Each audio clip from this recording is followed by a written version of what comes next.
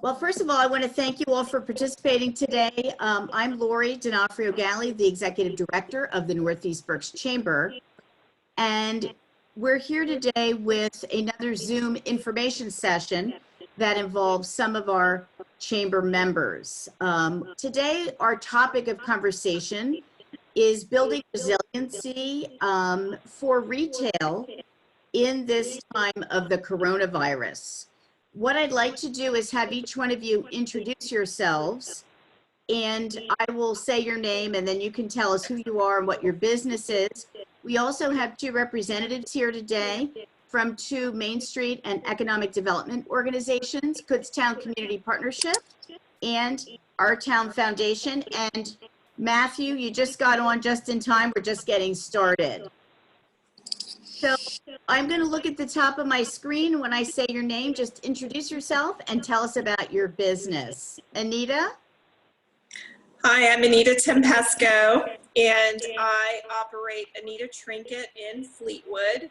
We are a small home decor store, home decor and gifts, and we've been in business there on Main Street for about a year and a half.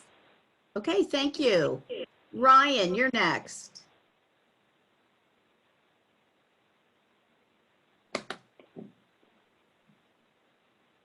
You're still on mute. Hi, my name is Ryan Herzog.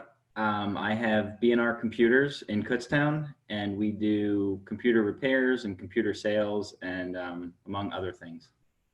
Okay, thank you so much. Matt, you're next.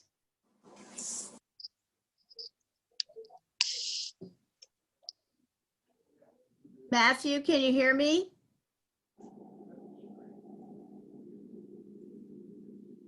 Matthew? Yeah. Okay, can you introduce yourself? Sorry, Matthew Williams. I'm one of the owners of Firefly Bookstore. Thank you. All right, Jennifer. I'm here. I'm Jennifer Lau. I own Farmhouse Flowers in Kutztown. We are a small floral design shop. We do weddings, funerals, events, and delivery of floral arrangements. Plus we have, different things in our shop, plants, flowers.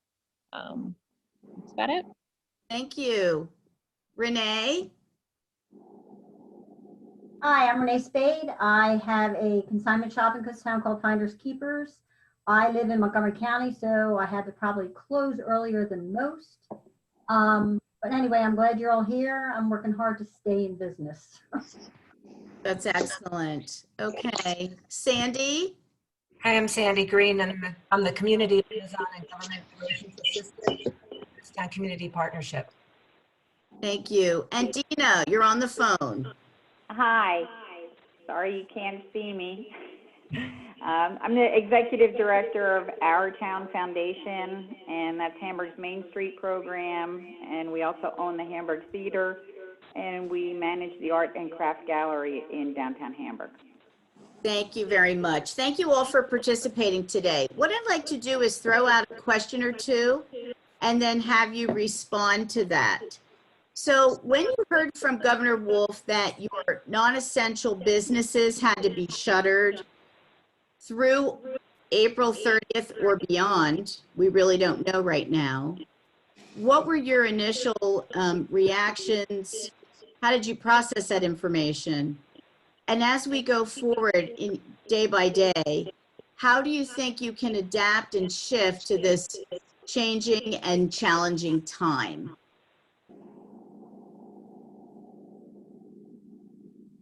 Anita, we'll start with you.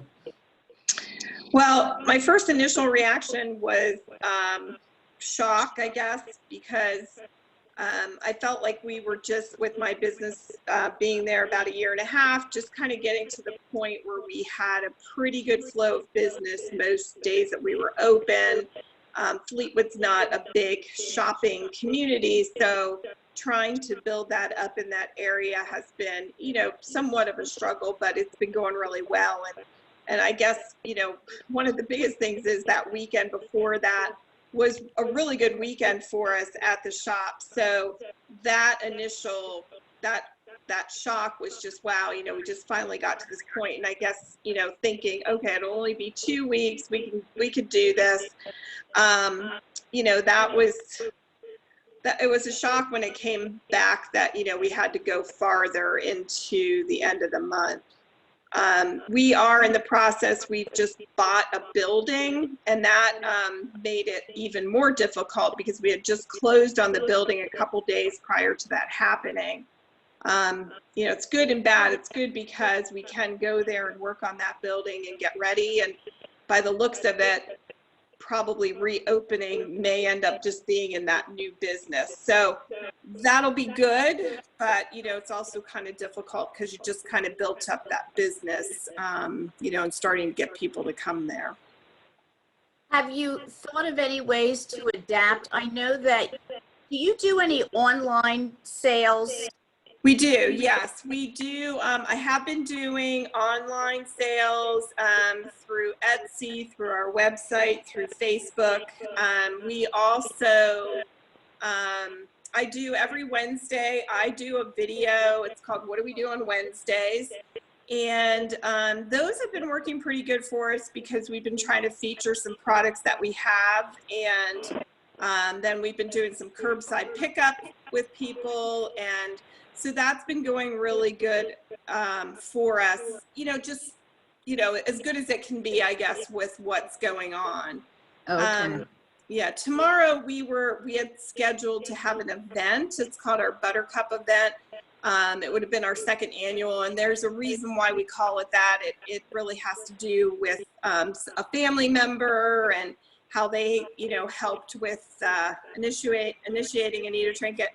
So we're going to try to do that virtually by doing sort of a tour of the shop in the morning when we normally would open, and then every hour kind of feature something tomorrow so that we can keep it going, you know, because it does kind of hold some sentimental value to our family. Thank you, Anita. Matthew, would you like to address that question next? Sure, I can try. Initially, of course, we were trying to figure out exactly what it meant for us specifically. Like, yes, we had to close the storefront, but could we do delivery? Could we do could we do drop off? What could we do?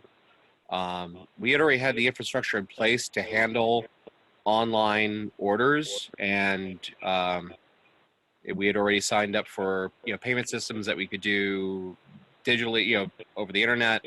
So we had options already set up, but it was also about expanding it.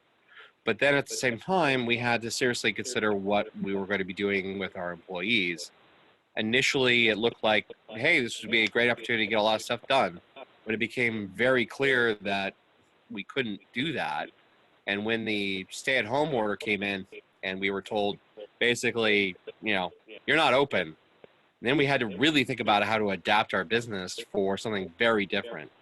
Mm-hmm. And it meant laying off both of our employees, which is not what we wanted, but we told them early that they should start thinking about unemployment and stuff, and they need to start doing the research on that. And it was a good thing because they jumped right on it and got started on it. As members of the American Bookseller Association, we also have access to certain resources that are very helpful to our industry, so that's good. We're tapping in industry resources. But at the end of the day, Rebecca and I basically had to run an entire online business by ourselves. Mm-hmm. And we are completely dependent now on social media to push that. We are leveraging our social media and our email and every other thing we can think of, including our front windows. We started doing window shopping displays in our front windows with big, huge signs pointing to our website, just as to get anybody walking by to, you know that we are actually there, present, ready to help them in any way we can.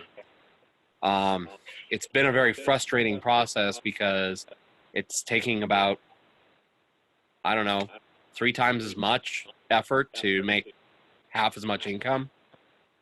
So financially, we're just trying to deal with what we can. We've obviously our payroll has gone down. That helps. We also have a building we own, so we spoke to our bank about getting deferment for at least a month. Well, they may have to go into 2 months. We don't know.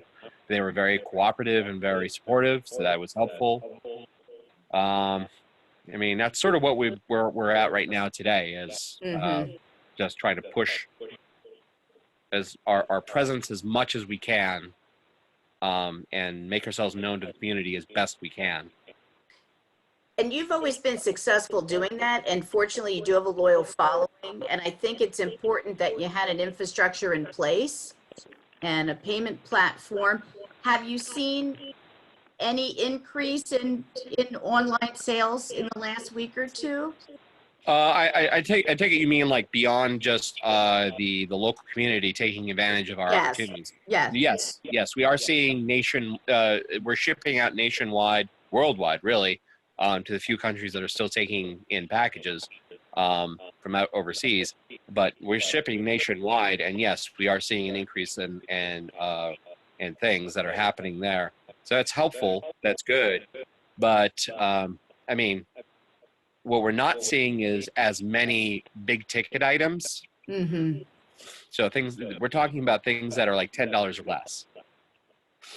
So there's going to be a cost that we have not yet calculated, particularly as we've been offering free shipping for Berks County.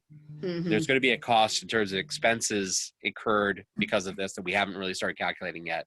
Shipping materials that we're using much faster than we ever would have, extra costs for shipping, Right. and of course the time that we're taking. These are all going to be costs that we're going to have to figure out later. But right now, we're just glad to have income in the door. Okay, thanks so much. Renee, let's hear from you next.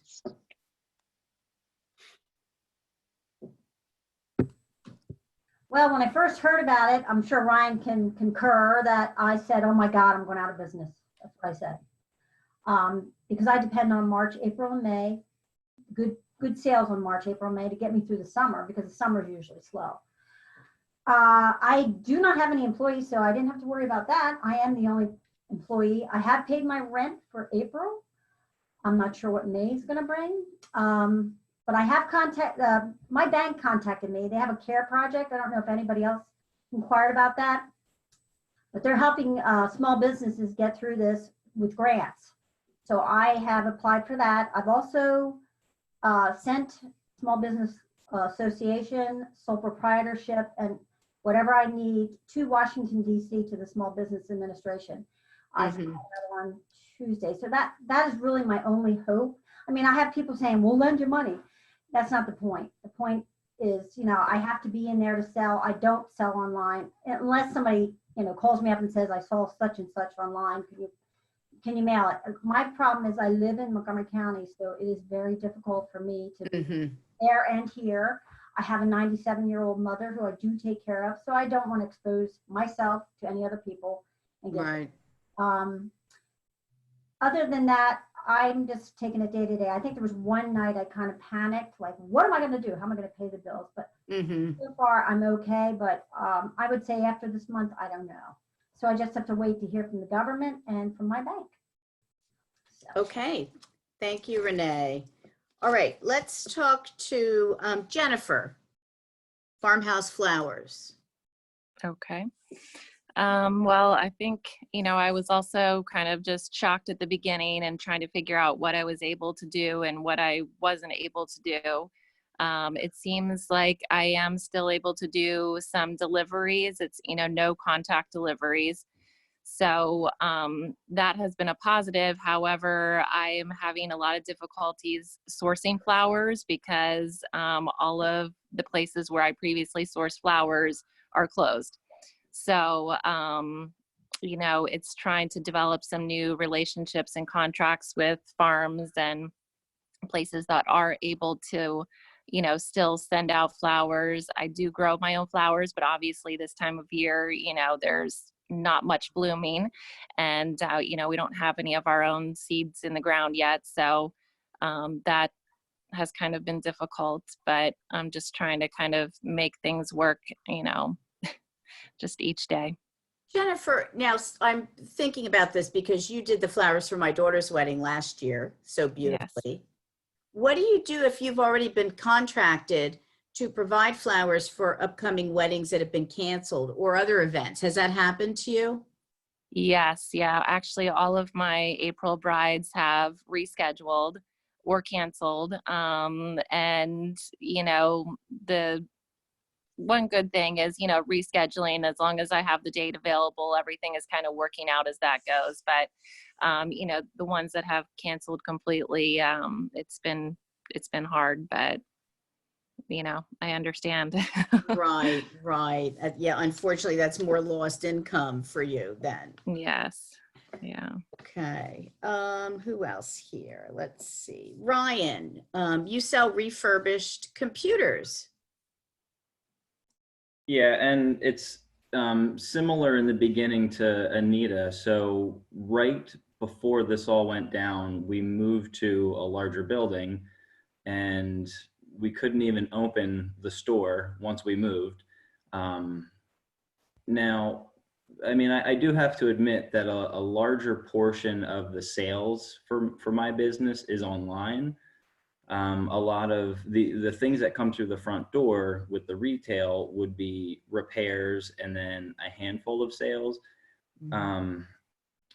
2 weeks ago, I decided to actually shut down everything because with receiving packages and sending packages, I don't know what like at that point, we didn't know what our exposure was going to be. And we have 2 little ones at home. So we didn't want to take, both my wife and I work at the business. We didn't want to take anything back to the house with the kids. So it's been interesting. I'll say that it's all voluntary at this point. I still have people come to the door and I have to tell them that, you know, at this point I can't take anything through the front door. I have been making exceptions because I have a helpful personality, so I want to help, you know, and but the things that I have taken in, I will leave sit for a few days before I even touch them. But one thing that I have learned is, and I don't know how it could be for other businesses, but reoccurring revenue, you know, something that you can have billed on a monthly basis to customers that maybe you don't have to provide anything every month. Like for instance, for me, you know, offering antivirus solutions or Office 365 subscriptions, you know, things that I can offer customers that would have a minimal involvement from me, but would still provide a monthly income.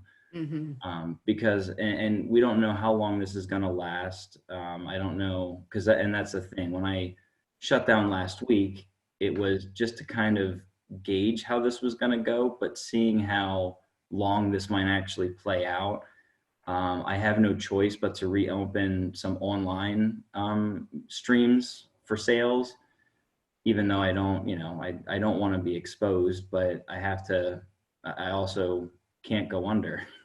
Right, right.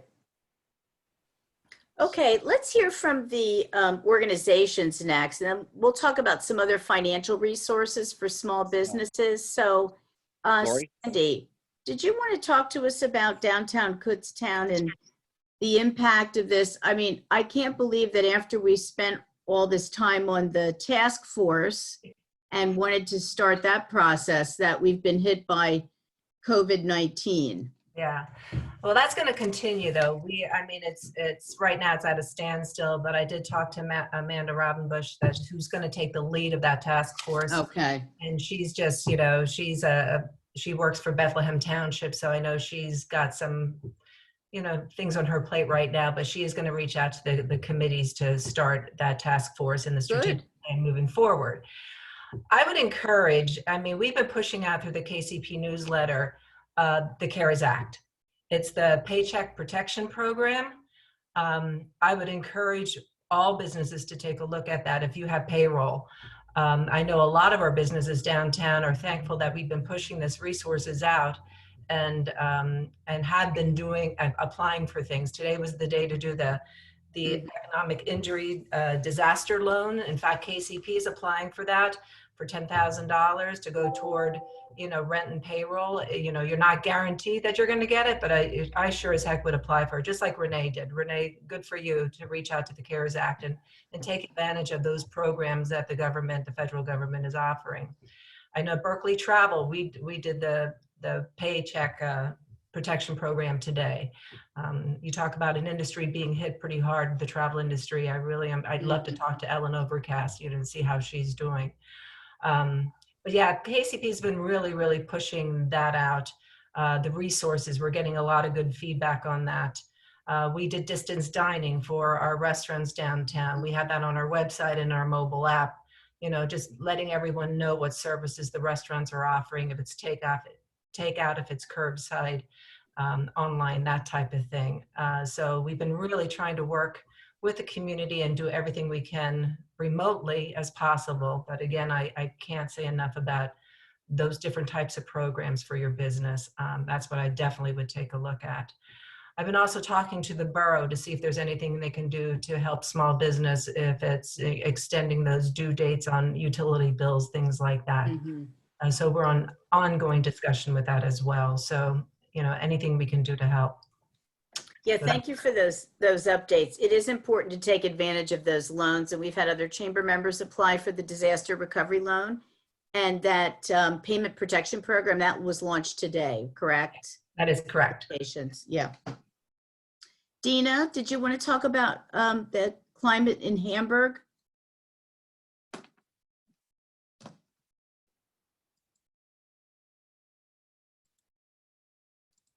Dina? Yes. I unmuted you. Did you want to talk to us about downtown Hamburg? Sure. I pretty much agree with what Sandy had to say.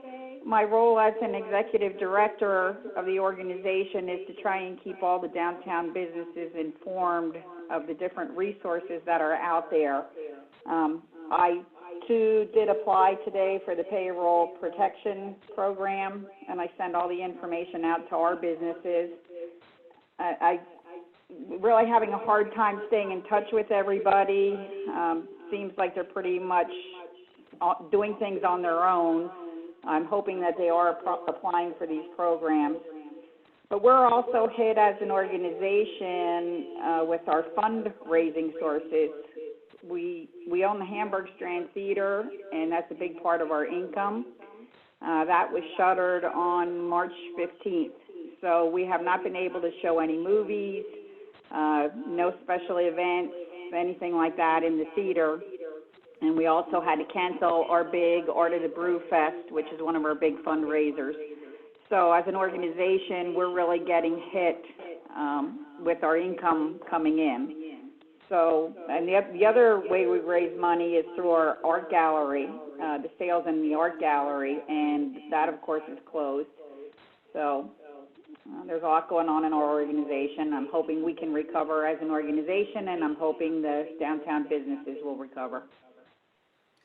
Yeah, you raised another important point, and that is we know all around Northeast Berks how many fundraisers for nonprofits were scheduled during the spring.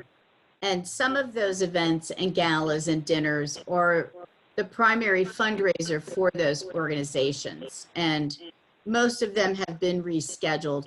I really believe that at whatever point this ends, and there will be certainly probably a long recovery period, but I think that people will really come together to support all of the events and festivals and the retailers to help people really, kind of get back on their feet and to remain resilient through all of this. I think you realize when you go through a challenging and very unusual situation like the coronavirus, how many connections and supporters we all have as organizations, businesses, and people. And there are people out there who can support us through, whether it's guiding us through an application process, or providing us with maybe some big marketing idea that can help us get through this. John, did you want to say anything about some of the funding resources?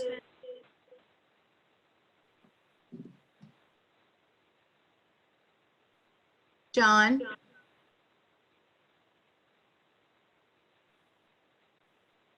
I don't know if I lost him.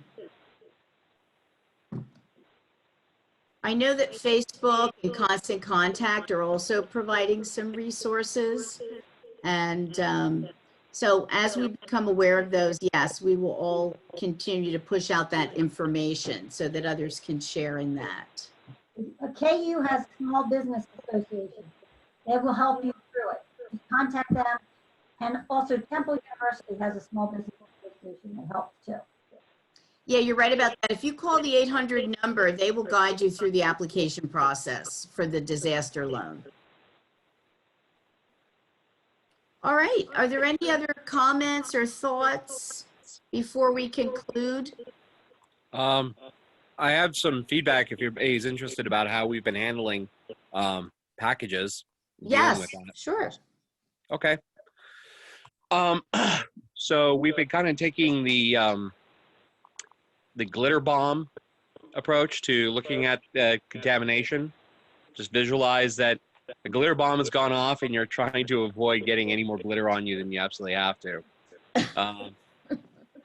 It's a kind of a silly metaphor, but actually it's quite apt when you think about it. And the problem that we eventually had to research was how long if we're setting packages out, is it safe? So when we were looking at that, we were it was good to see that they're finding about 24 hours for viability for paper and cardboard. We still have been warning when people were doing pickups, we were still wiping down at the surfaces of all the books and everything, and still telling people, wipe it down again, keep it on the porch for a day or two, just, be safe, Mhm.